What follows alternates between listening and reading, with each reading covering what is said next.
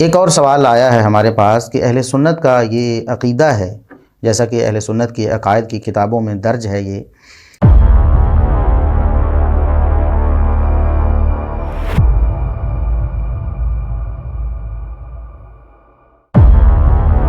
کہ کسی کو معین کر کے نہ تو کافر کہا جا سکتا ہے نہ جہنمی کہا جا سکتا ہے، اسی طرح کسی شخص کو معین کر کے جنتی بھی نہیں کہا جا سکتا۔ تو پھر اہل سنت جو ہیں صحابہ کرام کو جنتی کہہ کر اپنے ہی عقیدے کی مخالفت کر رہے ہوتے ہیں۔ جب عقیدہ یہ ہے کہ کسی کو معین کر کے جنتی بھی نہیں کہا جا سکتا، تو پھر صحابہ کرام کو عمومی طور پر جنتی کہہ دینا یا نام لے کر کے فلاں فلاں صحابی جنتی ہے، تو ان کو جنتی کہنا یہ خود اہل سنت کا اپنے عقیدے سے انحراف ہے۔ تو اس کا جواب یہ ہے کہ قطعاً اہل سنت اپنے عقیدے سے انحراف نہیں کرتے۔ اہل سنت تو ہے ہی وہی جو قرآن و سنت کے مطابق اپنے عقائد و اعمال کو استوار کرتا ہے، اس کے مطابق زندگی بسر کرتا ہے، وہی اہل سنت ہے۔ اہل سنت کوئی لیبل نہیں ہے کہ بس لیبل لکھ کے لگا لیا تو بس اہل سنت بن گئے۔ قرآن و سنت کو مکمل طور پر اپنی زندگی پر نافذ کرنے والا، عقیدہ و منہج میں اس کو بنیاد بنانے والا وہی اہل سنت ہے، اور اہل سنت اللہ کے فضل و کرم سے کبھی بھی اپنے عقیدے سے سر منہ منحرف نہیں ہوتے۔ اہل سنت کا جو عقیدہ آپ نے بیان کیا ہے بالکل ٹھیک ہے، لیکن یہ آپ نے ناقص بیان کیا ہے۔ آپ نے ایک شق جو بنیادی شق تھی اس کو چھوڑ دیا ہے۔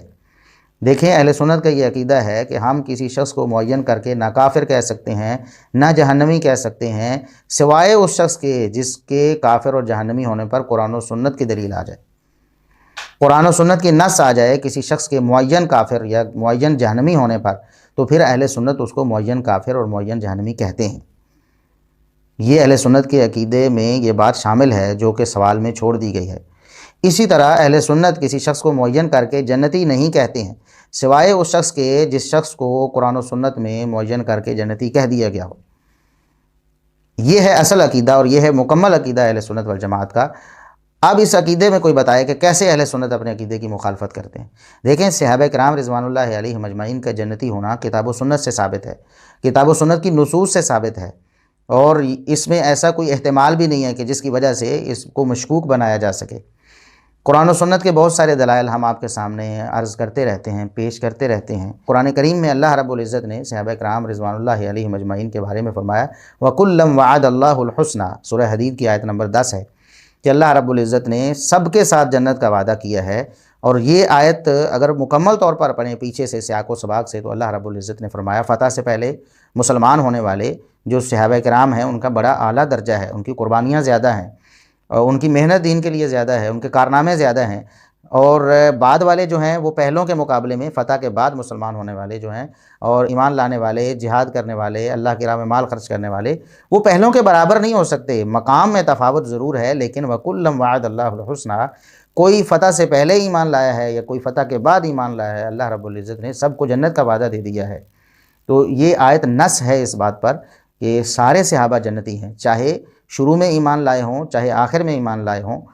فتح سے پہلے ایمان لائے ہوں فتح کے بعد ایمان لائے ہوں، سارے کے سارے جنتی ہیں۔ وَكُلًّا وَعَدَ اللَّهُ الْحُسْنَى،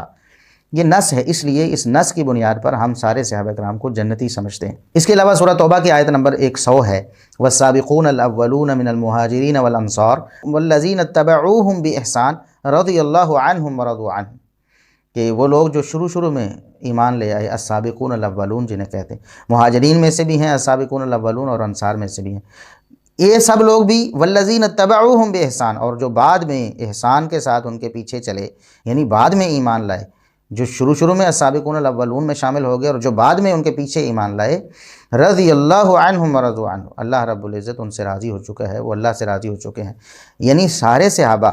چاہے وہ السابقون الاولون میں سے ہوں، چاہے وہ فتح سے پہلے کے ہوں، چاہے وہ بعد میں ایمان لانے والے ہوں، فتح کے بعد ایمان لانے والے ہوں، سب سے اللہ بھی راضی ہو چکا ہے اور سب کو جنت کا وعدہ بھی اللہ رب العزت نے دے دیا ہے۔ اس لیے ہم سارے صحابہ کو جنتی مانتے ہیں، یہ ہمارے عقیدے کا اور ایمان کا لازمی جز ہے، کیونکہ قرآن و سنت میں یہ بیان ہو گیا ہے، اور جو شخص قرآن و سنت کے مطابق عقیدہ نہ رکھے وہ اہل السنہ والجماعہ میں شامل نہیں ہو سکتا، اپنا نام چاہے سنی رکھے یا اہل سنت رکھے یا کوئی بھی رکھے۔ اہل سنت تب ہوگا، سنی تب ہوگا جب قرآن و سنت کے مطابق اس کا عقیدہ ہوگا۔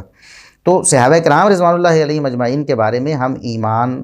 ان کے مومن ہونے کی گواہی دیتے ہیں، ان کے جنتی ہونے کی گواہی دیتے ہیں، اللہ کے ان سے راضی ہونے کی گواہی دیتے ہیں، اس لیے کہ کتاب و سنت کے واضح دلائل موجود ہیں اس بات پر۔ یہ اہل سنت کے عقیدے کے خلاف نہیں ہے، اہل سنت کا عقیدہ یہی ہے کہ جس شخص کے جنتی ہونے کی بات کتاب و سنت سے ثابت ہے، ہم اس کے جنتی ہونے کی گواہی دیتے ہیں، بالکل دیتے ہیں، اور ہم اس سے اگر پیچھے ہٹیں تو پھر ہم اہل سنت ہی نہیں ہیں، کیونکہ ہم قرآن و سنت کی مان ہی نہیں رہے پھر تو۔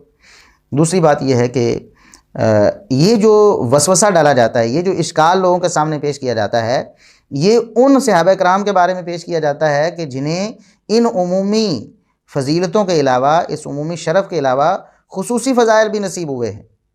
مثال کے طور پر روافض اور نیم روافض سیدنا مغیرہ بن شعبہ رضی اللہ عنہ پر تان کرتے ہیں، ان کے ایمان کو مشکوک بنانے کی کوشش کرتے ہیں، یا ان کی خدمات جلیلہ کو مسخ کرنے کی کوشش کرتے ہیں، یا ان کی فضیلت کو رد کرنے کی کوشش کرتے ہیں۔ تو مغیرہ بن شعبہ رضی اللہ عنہ کون ہیں؟ یہ تو بیت رضوان والے ہیں،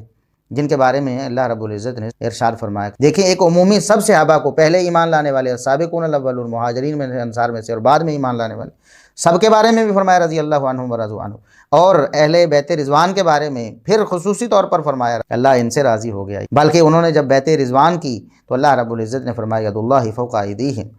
ان کا ہاتھ نبی پاک صلی اللہ علیہ وسلم کے ہاتھ کے اوپر ہے، اور ان کے اوپر اللہ رب العزت کا ہاتھ ہے۔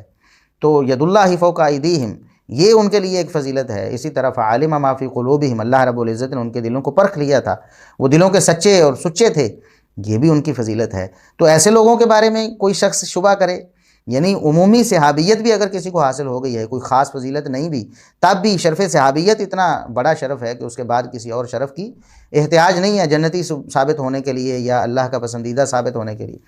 لیکن جن صحابہ کرام کو خصوصی فضائل بھی ملے ہوئے ہیں، یہ بدبخت ان کے فضائل کا بھی انکار کرتے ہیں، اور اصل میں حملہ بھی ان کی ناموس پر کرنے کی کوشش کرتے ہیں۔ تو اسی طرح سیدنا عمر بن عاص رضی اللہ عنہ، ان کے بارے میں روافض اور نیم روافض جھوٹے پراپیگنڈے کرتے ہیں، اور ان کی ناموس پر بھی داغ لگانے کی کوشش کرتے ہیں، جبکہ عمر بن عاص رضی اللہ عنہ وہ ہیں کہ نبی کریم صلی اللہ علیہ وسلم نے زبان نبوت سے ان کے ایمان کی گواہی دی ہے، سبحان اللہ، ان کو مومن قرار دیا، جیسا کہ مسند احمد کی بالکل صحیح حدیث ہے۔ نبی کریم صلی اللہ علیہ وسلم نے فرمایا ابن العاص مؤمنان ہشام و عمر، عاص کے دو بیٹے مومن ہیں۔ کون کون سے؟ نام بھی لے کر نبی پاک صلی اللہ علیہ وسلم نے فرمایا، ایک ہشام بن العاص ہیں اور دوسرے عمر بن العاص ہیں۔ تو عمر بن عاص رضی اللہ عنہ کے ایمان کی گواہی بذریعہ نبوت، بذریعہ وحی نبی کریم صلی اللہ علیہ وسلم نے دی ہے۔ تو یہ بدبخت ان کے ایمان کو جو ہے نا مسخ کرنے کی کوشش کرتے ہیں، انکار کرنے کی کوشش کرتے ہیں۔ اسی طرح سیدنا ابو موسیٰ اشعری رضی اللہ عنہ ہیں۔ ابو موسیٰ اشعری رضی اللہ عنہ کیسے جلیل القدر صحابی ہیں کہ نبی کریم صلی اللہ علیہ وسلم نے ان کے بارے میں فرمایا مؤمن منیب، یہ تو اللہ رب العزت کے بڑے ہی پیارے، بڑے ہی مقرب مومن ہیں۔ تو جن کے ایمان کی گواہی اور جن کی انابت اللہ رب العزت سے قرب اور تعلق کی گواہی محمد الرسول اللہ صلی اللہ علیہ وسلم زبان نبوت سے دیں، یہ بدبخت ان کے ایمان پر شک کرنے کی کوشش کرتے ہیں یا ان کی ناموس پر کیچڑ اچھالنے کی ناکام کوشش کرتے ہیں۔ اسی طرح سیدنا معاویہ بن ابی سفیان رضی اللہ عنہما، ان کے خلاف بھی یہ اپنے دلوں میں بغض رکھتے ہیں، ان کے فضائل کا انکار کرنے کی کوشش کرتے ہیں، حالانکہ شرف صحابیت کے علاوہ بھی بہت سارے شرف ہیں جو انہیں حاصل ہو چکے ہیں۔ خود محمد الرسول اللہ صلی اللہ علیہ وسلم نے ان کو جنت کی بشارت دی ہے صحیح بخاری میں، جیسا کہ ہم پہلے بھی تفصیل سے بیان کر چکے ہیں کہ 2924 بھی اور 2799 بھی دو حدیثیں امام بخاری رحمۃ اللہ لے کے آئے ہیں، مختلف الفاظ کے ساتھ ہیں۔ دونوں کا مطلب اور مفہوم یہی ہے کہ سب سے پہلا لشکر جو غزوہ بحر کرے گا وہ سارے کے سارے ان کے لیے جنت ابھی سے الاٹ ہو چکی ہے، حالانکہ وہ غزوہ بحر نبی کریم صلی اللہ علیہ وسلم کے عہد مبارک کے بعد، سیدنا ابو بکر رضی اللہ عنہ کے عہد مبارک کے بھی بعد، سیدنا عمر رضی اللہ عنہ کے عہد مبارک کے بھی بعد، سیدنا عثمان رضی اللہ عنہ کے عہد مبارک میں ہوا۔ لیکن نبی کریم صلی اللہ علیہ وسلم اپنی حیات مبارکہ میں فرما رہے ہیں بذریعہ وحی کہ پہلا لشکر جنہوں نے غزوہ بحر کرنا ہے قد اوجبوا، انہوں نے تو جنت الاٹ کروا لی ہے، ان کی جو جنت پکی ہو چکی ہے۔ اب جنت کی گواہی تو محمد الرسول اللہ صلی اللہ علیہ وسلم دے رہے ہیں، تو یہ عمومی صحابہ پر اعتراض نہیں ہوتا۔ صحابہ اصل میں تو ان کا نشانہ چند ایک صحابہ کرام ہیں جو مطلب روافض کے لیے نشانہ ہے، باقی تو عموماً وہ تو سارے صحابہ کو مشکوک اس لیے بناتے ہیں نا کہ سب کو مشکوک بنا دو، ایک ایک پر ہمیں تان کرنے کی بار بار جو ہے نا وہ کوشش نہ کرنی پڑے، سارے ہی صحابہ مشکوک ہو جائیں، ورنہ ان کا جو نشانہ ہے وہ تو چند ایک صحابہ کرام ہوتے ہیں، اکثر کو تو وہ جانتے ہی نہیں ہیں، ان پر انہیں تان کرنے کا کیا مقصد ہوگا۔ اصل میں تو وہ چند ایک ہی صحابہ کرام رضوان اللہ علیہم اجمعین ہیں جن پر یہ لوگ تان کرنے کی کوشش کرتے ہیں۔ تو سیدنا معاویہ رضی اللہ عنہ، نبی کریم صلی اللہ علیہ وسلم نے انہیں جنت کی بشارت دی ہے۔ اب ایسے جو صحابہ کرام ہیں ان کے بارے میں یہ اس طرح کے اشکال اور وسوسے پھیلا رہے ہوتے ہیں کہ دیکھو جی نبی پاک صلی اللہ علیہ وسلم کہ سارے صحابہ کو آپ کیسے جنتی کہہ سکتے ہیں جی، جنت کی گواہی کسی کے بارے میں کیسے دے سکتے ہیں جی، یہ تو اہل سنت کے عقیدے کے خلاف ہے۔ آپ کو زیادہ پتہ ہے اہل سنت کے عقیدے کا، ہم اللہ کے فضل و کرم سے اہل السنہ والجماعہ ہیں، ہم اللہ کے فضل و کرم سے آپ سے بہت بڑھ کر جانتے ہیں کہ اہل سنت کا عقیدہ کیا ہے۔ اہل سنت کا عقیدہ یہ ہے کہ ہم کسی کے بارے میں جہنمی ہونے کی گواہی بھی نہیں دے سکتے سوائے اس شخص کے جس کے جہنمی ہونے کی گواہی قرآن و سنت نے دے دی ہے، ہم اس کو جہنمی کہیں گے۔